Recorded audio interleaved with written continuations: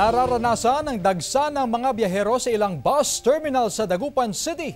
Yan ang tinutukan live ni Jasmine Gabriel Galban.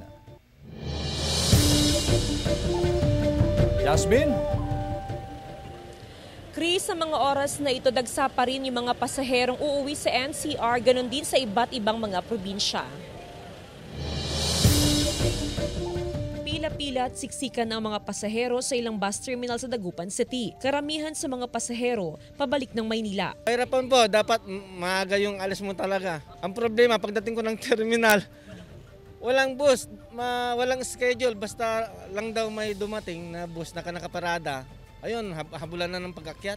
Bukas pa magbabalik trabaho si Aling Eliza, pero bumiyahe na ngayong araw. Na-experience ko kasi before kada umuwi kami, talaga mahihirapan kami pagka makipagsabayan ka talaga. Tuloy-tuloy ang pag-alis ng mga bus. Hindi na sinusunod ang 30 minutes to 1 hour na trip interval. Tiniyak ng pamunuan ng mga bus company na sapat ang bilang ng bus at kondisyon din ng mga driver na babiyahe. Panawagan ng pamunuan ng bus company na mainam kung dumiretso na lang sa mga terminal ang mga pasahero dahil magiging pahirapan ng pagsakay ng mga chance passenger o ang mga nag-aabang ng masasakyan sa gilid ng kalsada.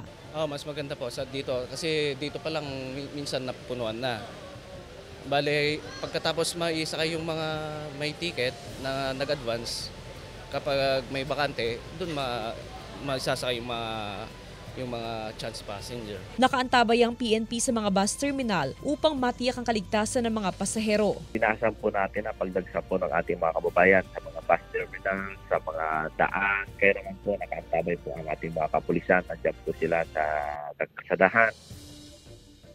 At alis na po yan. Waiting pass pa tayo. Yung bus na tumayo po sa bus. Chris, ayon sa management ng iba't ibang bus companies, expected raw na hanggang mamayang gabi ay mas marami pang pasahero ang uuwi sa iba't ibang probinsya, partikular sa NCR. Sa ngayon, Chris, humihingi ng pangunawa ang management ng iba't ibang bus companies doon sa mga delayed na biyahe sa kadahilanan, Chris, na naaantala yung pagdating ng mga bus units dito sa Dagupan City dahil na rin sa matinding traffic sa bahagi naman ng Eastern Pangasinan at maging sa may Central Luzon.